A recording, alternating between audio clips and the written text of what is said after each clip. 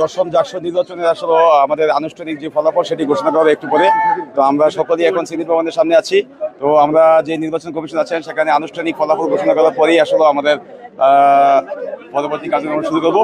আর এত বছর পরে একটি নির্বাচন, 33 বছর পরে, সেখানে আসলে শিক্ষার্থীরা আমার উপরে যে আস্থা রেখেছে এবং আমাকে যে বিপুল ভোটে বিজয়ী করেছে, এজন্য আমি আমার জাহাঙ্গীরনগর বিশ্ববিদ্যালয়ের শিক্ষার্থী, শ্রদ্ধ শিক্ষক, কর্মকর্তা, কর্মচারী সহ সকল স্টেক যারা আছেন সকলের কাছে আমি আন্তরিকভাবে কৃতজ্ঞ।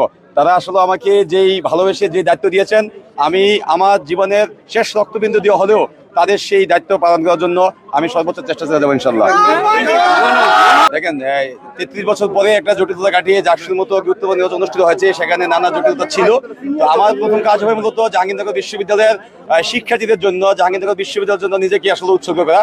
আমি চাই তারা আসলে আমার প্রতি যেভাবে আমার প্রতি আস্থা রেখেছেন, সেই আস্থার প্রতিদান দেওয়ার জন্য আমি আমার জীবনের সর্বোচ্চটুকু করতে রাজি আছি ইনশাল্লাহ।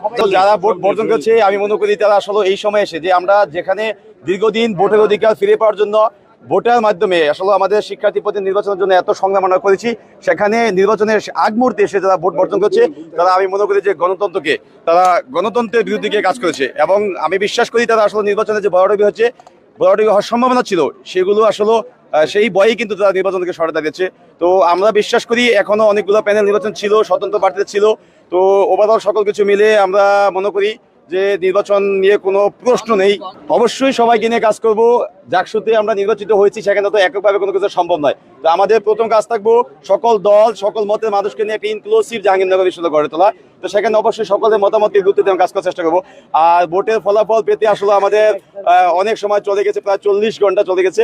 তো যেহেতু আমাদের যেই ব্যালট পেপারটি যেভাবে নির্মিত করা হয়েছে বা যেভাবে তৈরি করা হচ্ছে, সেটা কিন্তু আমাদের যে ব্যালট পেপার রিডার মেশিনে গণনা করার কথা ছিল, কিন্তু অনেকগুলো প্যানেলে সেখানে আপত্তি থাকার ফলে যে এগুলো কিন্তু ম্যানুয়ালি আমাদের এজেন্টের সামনে গণনা করা হয়েছে। তো এই জন্য কিন্তু আমাদের অনেক দেরি হচ্ছে। আমাদের অনেক প্রার্থী ছিল। তো সকল কিছু আসলে ছাপিয়ে উঠে যে আজকে আমরা দশম জাকসুর ফলাফল পেতে যাচ্ছি।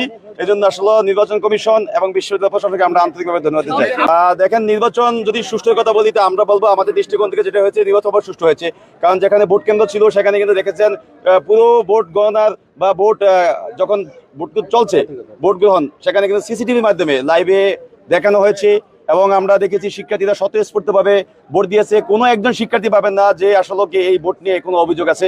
এবং যারা পর্যবেক্ষণ টিমের সদস্য ছিলেন আমাদের, তারাও কিন্তু বলেছে যে নির্বাচনকে অবশ্যই সুষ্ঠু হয়েছে। তো কিছু বিষয় ছিল ত্রুটি বা অব্যবস্থা ছিল।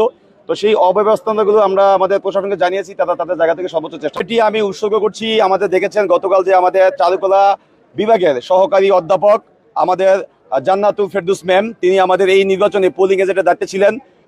গতকাল সকালে তিনি যখন এখানে দায়িত্ব পালন করতে আসেন, তিনি আসলে এখানে তিনি হার্ট অ্যাটাক করেন এবং পরবর্তীতে আমাদের মেডিকেল সেন্টারে নেওয়া হয়। সেখান থেকে তাকে সাবাদস্ত এনা মেডিকেলে নেওয়ার পরে কর্তব্যরত চিকিৎসক তাকে মৃত ঘোষণা করেন। তো ম্যাম যেহেতু এই নির্বাচনে এসেই আসলে আমি মনে করবো সবচেয়ে বড় তিনি আমাদেরকে কাঁদিয়ে তিনি না ফেরার দেশে চলে গেছেন। আমরা আমাদের এই জয়টা এবং 33 বছর পর যে জাকসুর আসছে, আমি আমার পক্ষ থেকে এই জয়টা আমার ম্যামকে উৎসর্গ করতে চাই।